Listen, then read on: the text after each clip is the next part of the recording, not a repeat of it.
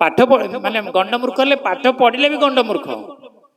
पाठ पढ़ीदे जे जड़े ज्ञानी है सीन नहीं पाठ पढ़ी गंडमूर्ख कहीं आउची ना ठीक जिनसा से ग्रहण करें भगवान कथा को से मानवे तेणु से कौन कह गंडमूर्ख नहीं कि आउ दुष्कृत ना एमानकर ज्ञान को माया कौन कर चोरी कर तेणु माया कबलित एमाने तेणु आमे कहवा जे आमे वैष्णव धारा को पलि आसिले आमे माया कबलित ना नुह आमे माया कबलित नहीं कि कहीं माया कबलित ना आम ठीक धारा रही पारनी तेणु माया को छाड़िया गले आम कौन करिया पड़ो दृढ़ गुरु को कौन करिया नियम मानिबा को पड़िबो तेणु से विषय जो गुरु को न मानिले कौन होची तार फल कौन होची से विषय आम उदाहरण आम गोटे पढ़ा षष्ठ भागवतमर षष्ठ स्कंद सप्तम अध्यायर आम पढ़ा जे गुरु अपराध फल किपरि पतन हो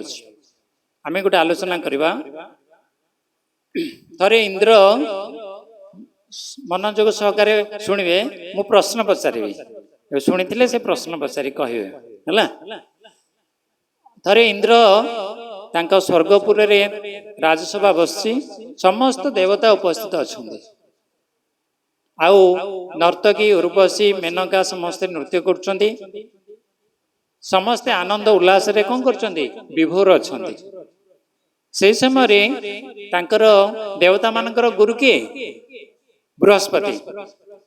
बृहस्पति से सभा रे कौन कले सभा को कौन कले आगमन कले जेहेतु समस्ते कौन होइचंती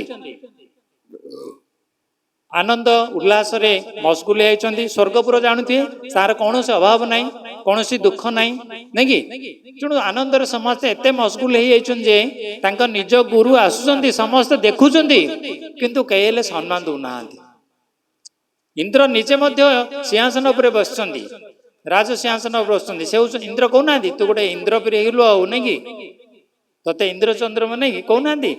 तेणु से इंद्र मध्य बस कारण सी होती सारा पृथ्वीर कौन राजाधिराज सी कौन कले माने देखु जो माया आम पढ़ुले ईटार से कौन कर समय कबलित कर ना कौन इंद्र जाना कि इंद्र होती भगवान जड़े भक्त ना कि सी होती सम्राट समस्त ज्ञान उपस्थे देवता मान को चलेबे नहीं सारा संसार सी होती अधीश्वर सी से समय कौन माया कबलित हो